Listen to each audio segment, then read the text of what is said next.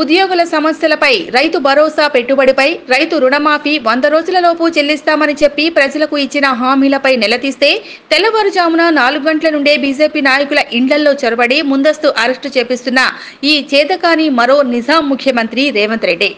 నీవు అబ్దుల్లాపూర్ మేట్లో జరిపే సభ సఖ్యమే అయితే నీలో నిజాయితీ ఉంటే మమ్మల్ని ముందస్తు అరెస్టు ఎందుకు? ఈ నిరంకుశ పోకడలు మానుకుంటే త్వరలో కేసీఆర్ కు పట్టిన గతే మీకు పడుతుంది అని తెలంగాణ ప్రజల పక్షాన తెలంగాణ ముఖ్యమంత్రి రేవంత్ రెడ్డిని ఆయన నాయకత్వంలోని కాంగ్రెస్ ప్రభుత్వాన్ని హెచ్చరిస్తున్నాం.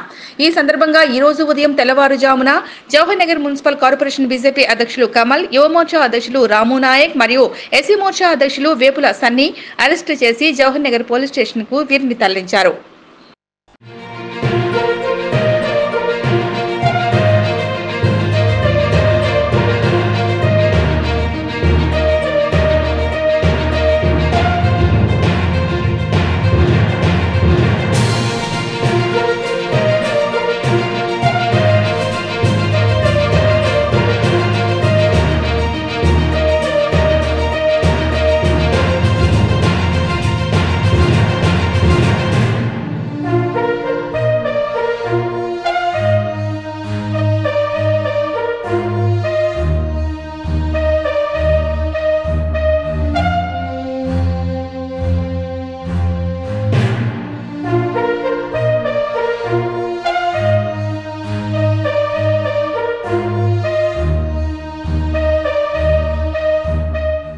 ఉద్యోగుల సమస్యలపై రైతు భరోసా పెట్టుబడిపై రైతు రుణమాఫీ 100 రోజులలోపు చెల్లిస్తామని చెప్పి ప్రజలకు ఇచ్చిన హామీలపై నిలదీస్తే తెల్లవారుజామున 4 గంటల నుండే బీజేపీ నాయకుల ఇండ్లల్లో చొరబడి ముందస్తు అరెస్టు చేపిస్తున్న ఈ చేతకాని మరో నిజాం ముఖ్యమంత్రి రేవంత్ రెడ్డి.